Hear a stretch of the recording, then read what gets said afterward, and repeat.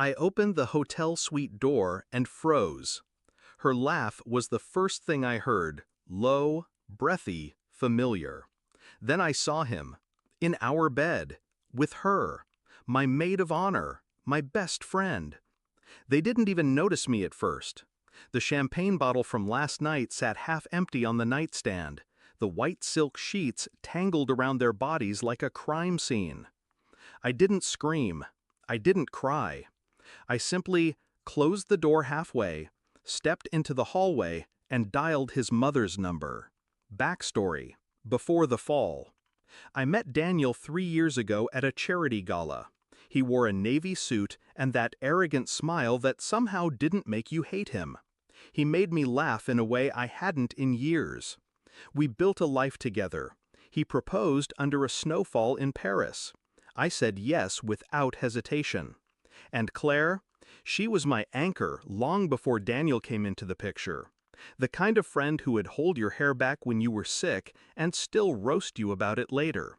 She was supposed to stand next to me today, smiling as I said I do. We were the perfect trio. Or so I thought. Discovery of betrayal. The cracks appear. The first sign was the late-night texts. He said they were work-related. She said she was talking to someone new. Then, at my bridal shower, I caught them exchanging a glance, a half-second too long. My stomach told me the truth before my brain did.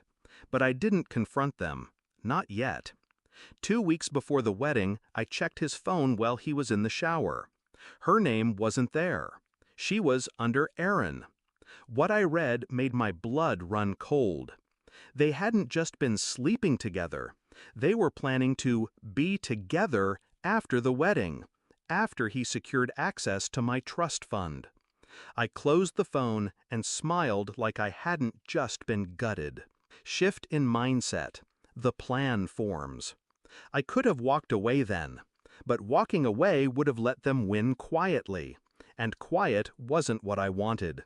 I wanted an audience. I wanted him to choke on the truth in front of every person whose approval he craved. So I called my lawyer. We rewrote the prenup, quietly, 3 days before the wedding. He didn't read it. He just signed where I pointed. It stated that if he was caught cheating before or during the marriage, he'd walk away with nothing, not even the watch on his wrist. Then I called the hotel manager and arranged for my suite to have a second adjoining room, one I could fill with the exact people I needed when the moment came. Execution, setting the trap. On the morning of the wedding, I pretended everything was perfect. I had Claire with me in the bridal suite, sipping mimosas while hair and makeup fussed over us. Daniel texted me that he was heading to his room to clear his head. I excused myself 20 minutes before the ceremony, saying I needed to practice my vows alone. Instead, I walked to Daniel's suite. I didn't expect them to be so careless, but there they were, skin against skin, my wedding day lingerie discarded on the floor. I stepped back into the hallway and called his parents, then his brother, then his grandmother. Every person already dressed for the ceremony, every relative who had flown in from out of state. I need you all to come to Daniel's suite, I said, voice steady. There's something you should see before the wedding. Climax, the fall. 5 minutes later, the hallway outside his room was lined with family, confusion and curiosity painted on their faces. I didn't knock.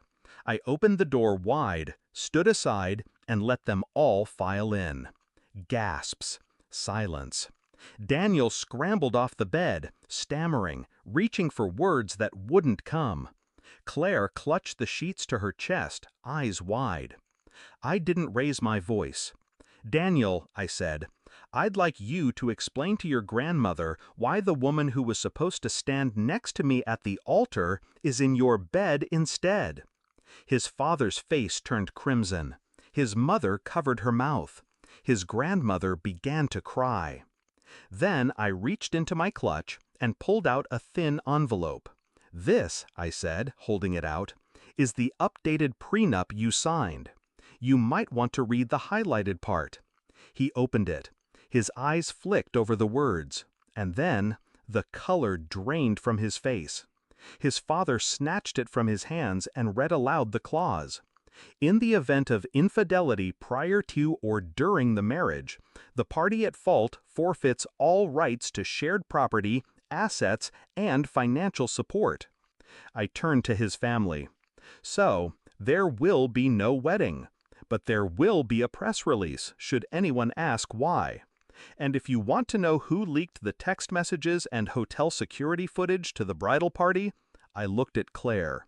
"It was me." Resolution, the last word. No one spoke. Daniel stood there, naked but for his shame, while his entire family avoided his eyes.